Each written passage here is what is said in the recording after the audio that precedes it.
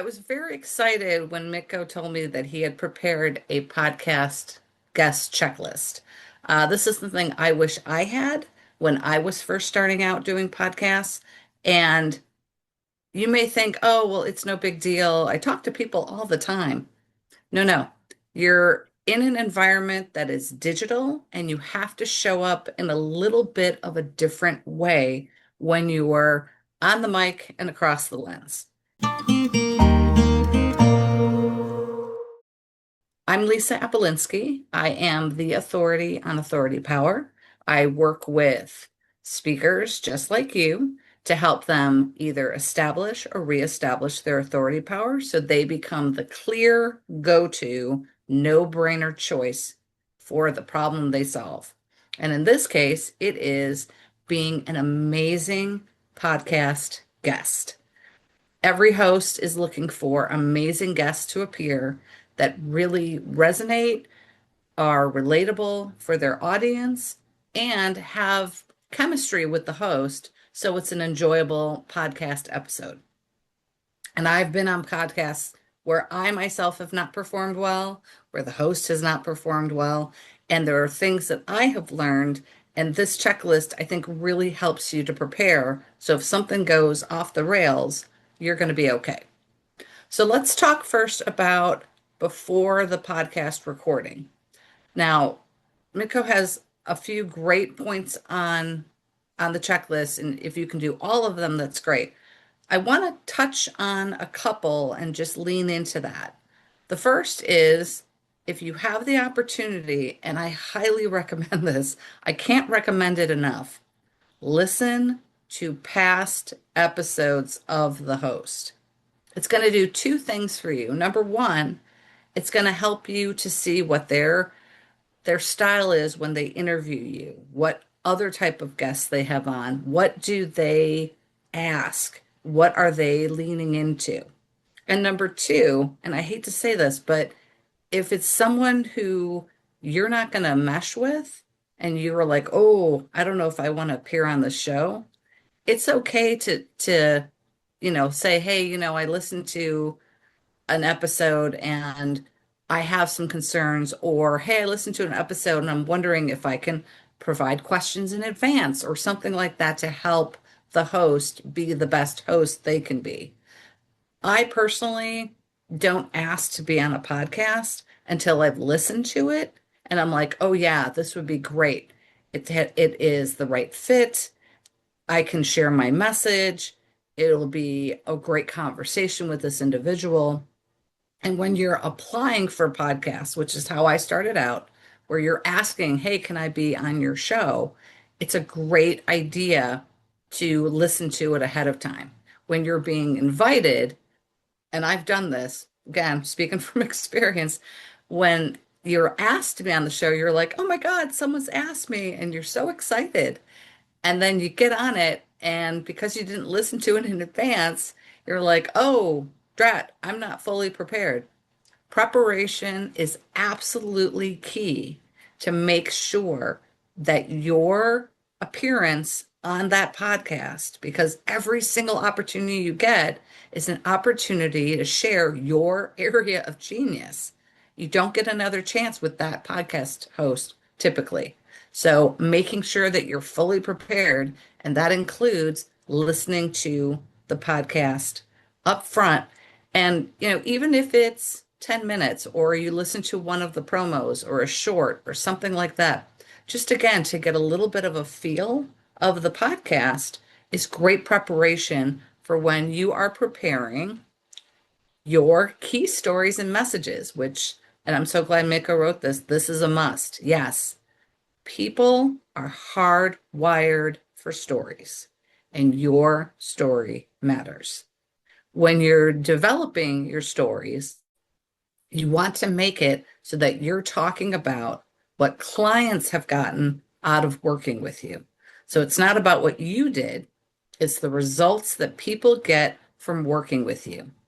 And having stories that you can pull to quickly makes the conversation flow. It also helps, and we'll be talking about this a little bit later, it also helps with making your conversation succinct so you don't start rambling because you get nervous and you go off the rails, and then suddenly you've taken up 10 minutes with stuff that doesn't really matter to your audience. And again, I've done it.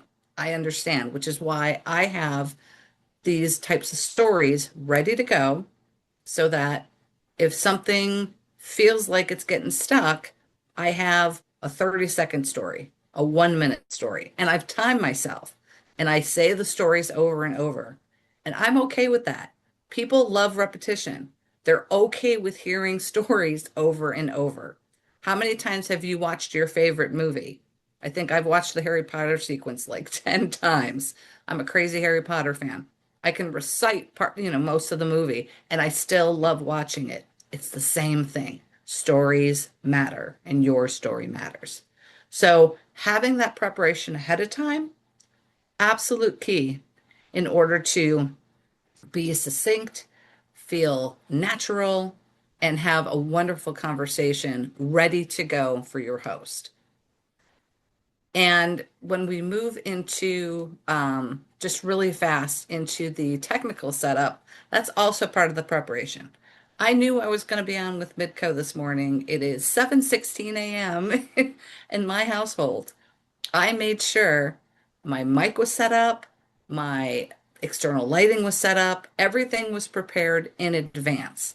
If you can get used to setting up and breaking down your technical system so that you're ready to go and you get better at it, it's a great use of your time. You don't have to have a ton of equipment. Don't let anyone tell you that you have to have a ton of equipment. You have to have two key things. Audio is most important. And Miko, I think you can agree with me on that, right? That audio is the most important thing. If the Absolutely. audio is bad, yeah, the rest of it's going to go off the rails. Invest in a good external mic. Miko, I don't know what you have. I have a Rode, Rode. I've had it for like 10 years. I have it hooked up to my this is a Husky you can crank it so you can raise and lower the height Mhm. of the desk, which I absolutely love. And again, those are the two big investments I made. The desk was like 160 US, and the Rode microphone I think was like maybe 40 or 50 US. Um, I love the changeable desk because when I do live interviews, I get really nervous. Yes, I do get nervous. And I like to stand when I do those types of Mhm. interviews. I can crank my desk all the way up and stand because I'm not a tall person. And I'm able to stand and I just plant my feet, but I have the presence, I have the commanding energy, and I'm settled into my space. So again, having at least the mic that you can have ready to go is key. The other thing that I believe you should invest in are external lights. So I have two external lights from Amazon. It just allows me to know how my lighting is. They take me maybe 2 minutes to set up, very easy. And again, it's just about making sure that the lighting is good, but most important, that the audio is good. If you have the audio, you can kind of get away with the video, but having the lighting and having the audio is to me like a match made in heaven. So those are two areas that I think are absolutely key. And I love the fact that you're talking about testing, setting up, preparing in advance, choosing a distraction-free environment. All of these things are critical. And when you get into the muscle memory of doing them and you know how things are set up, and as a podcast guest, you're going to get better and better because you're going to get asked more and more because people are going to go, "Oh, you interviewed really well. We want you on our show." And that's what you want. And as you're doing it, you'll get better and better. So that's preparing in advance. During the recording, there are several things that we want to think about. Um, Knowing the host's name. Can I tell you a quick story, Mika? Sure. I was being interviewed. This was the early days of Zoom. The host didn't have his name on the bottom, and I kept referring to him with the wrong name. And he had to correct me, and I was like, "Oh my God." And it killed the podcast. It killed the energy. Um, if you can't remember it, especially I ask in advance before we start recording, like especially if it's someone I'm talking to overseas and it's a name I'm not used to. I've actually been interviewed by a podcast host in Nigeria, by someone in Ivory Coast. And sometimes, pronunciation can really kill me. Yeah. I'll write it out phonetically on like a post-it and put it on my laptop so I can look right over and say the name properly. And I'll say it several times in a row so that I have it right. Um, it also gives great goodwill with your host that you took the time to learn the right pronunciation of their name. And believe me, when you mess it up, you feel awful. And I only messed it up. I think I messed it up twice, and then I wrote it down and stuck it on the thing. And by then the damage was kind of done, and I felt really bad. And I can be really bad with names, like horrible. So Mm. I know that's my kryptonite, so I make sure that I know the host's name. Right. Um, yeah. And then tying back to having your stories, it allows you to stay concise and on point. Hosts are not there to trip you up and make you look bad. This is not a gotcha type of a situation. They want you to do well. They'll take questions in advance. You can prepare and practice your answers in advance, off the cuff, and then you have a very succinct point that you use. But you want to be prepared if when you give your answer, a good host will see a nugget of a story or a storyline within what you said and will lean into it. And you have to have additional points available because if there is an off the cuff question, that's a great question to ask. You want to be able to answer it very concisely and not be thrown off. I love using what I call magic words and phrases. These are very short 2-second comments that you can throw out if something happens. And this has happened to me on live TV, and they ask you a question that you're not prepared for, or they ask you a question that you are prepared for, and your mind goes beep and tries to reboot. That has happened to me. Having these magic words and phrases gives your brain the 2 to 3 seconds it needs to catch up to the question that was asked. We speak faster than the person listening hears us. I'm going to say that again.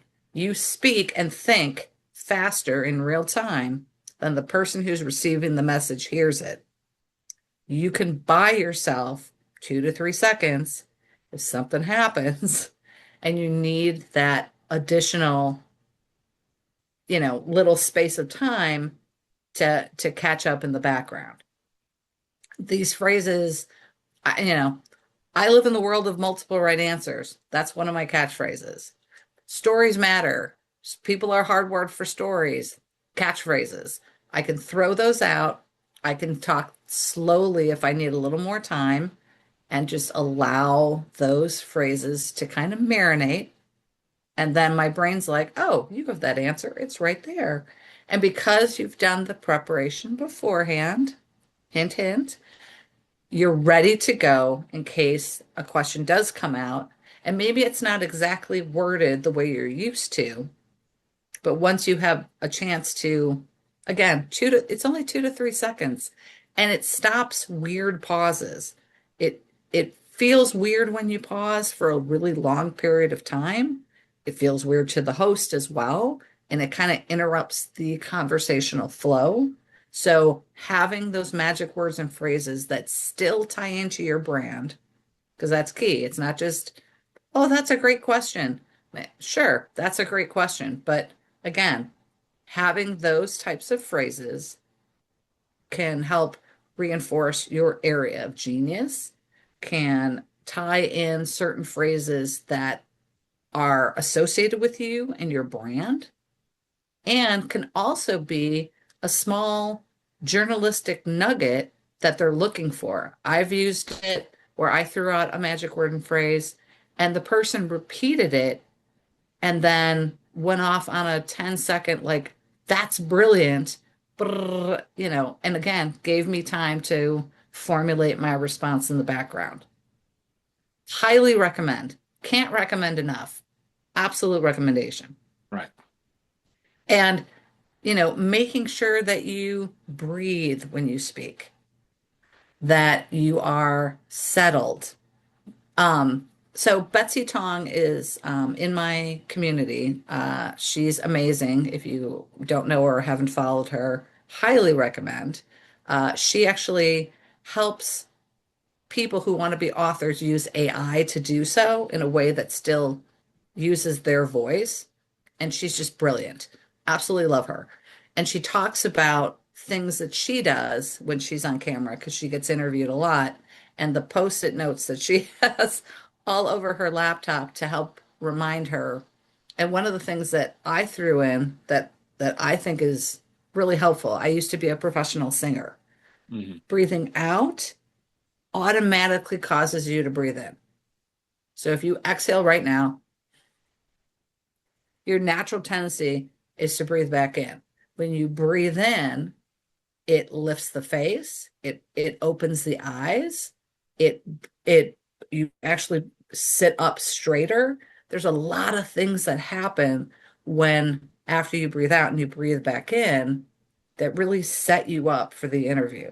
And if you're nervous when they're introducing you, breathe out, and then you'll naturally breathe in, and then you're ready to go because you have that breath.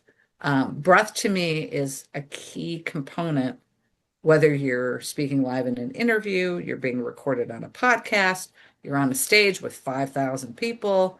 Breathing is key, taking that breath. And again, if you focus on the exhale, naturally inhale, and you just, everything lifts. And try it at home. I mean, stand in front of a mirror, breathe out, and then breathe in and see what happens.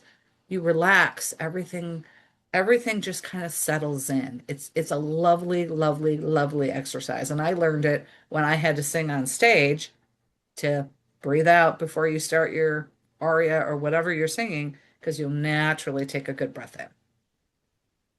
That's my pro tip of the day. And Great. again, being engaged and listen actively, absolutely. Repeating the question that was asked to you. And I know, Mitka, you made sure that I did this when Hmm. when you interviewed me.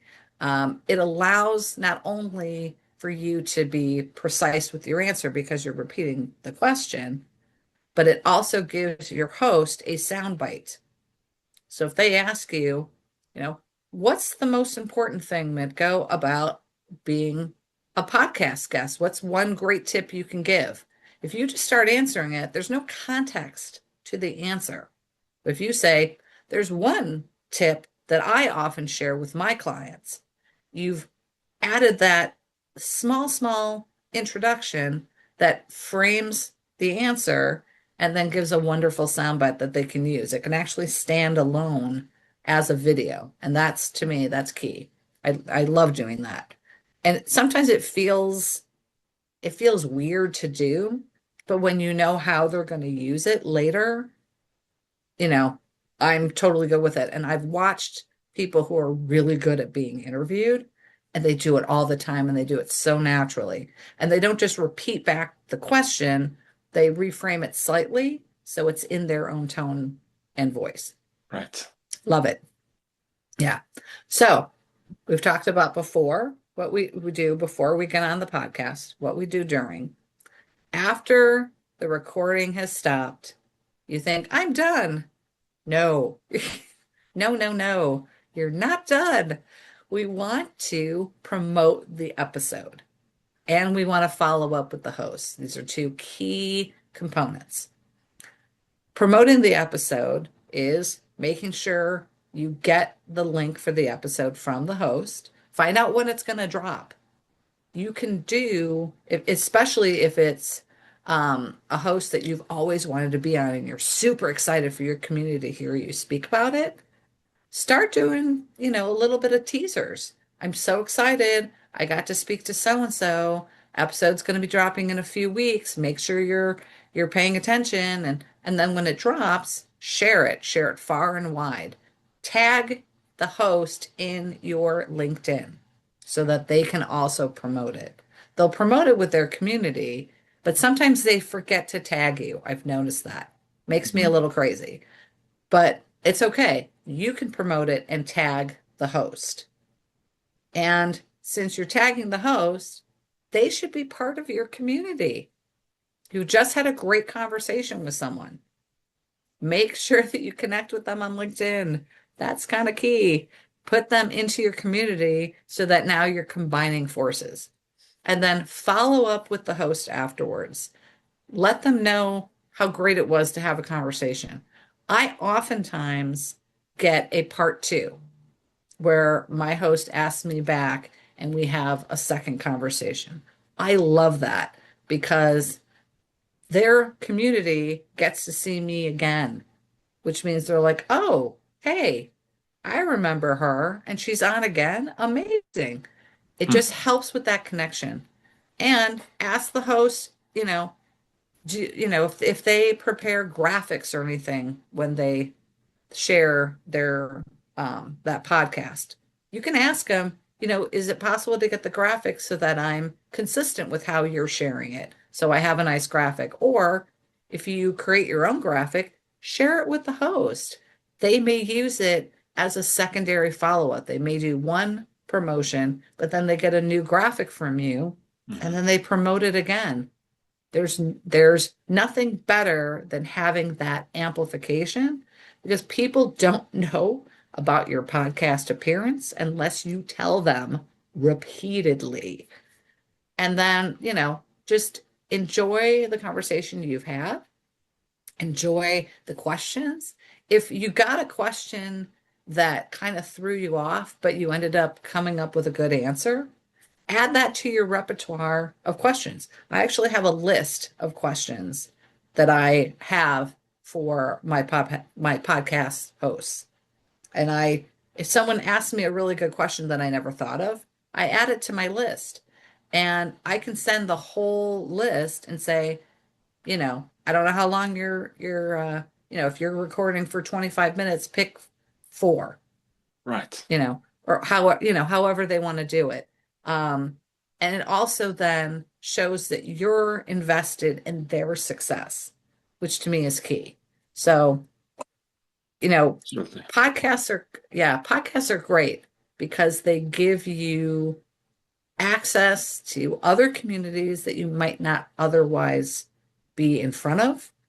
It allows you to share your area of genius in real time. People watch video.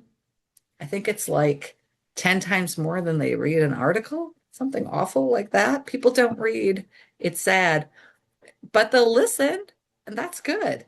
And they get to get a little taste of you in real time, which I love. I love doing podcast appearances for sure.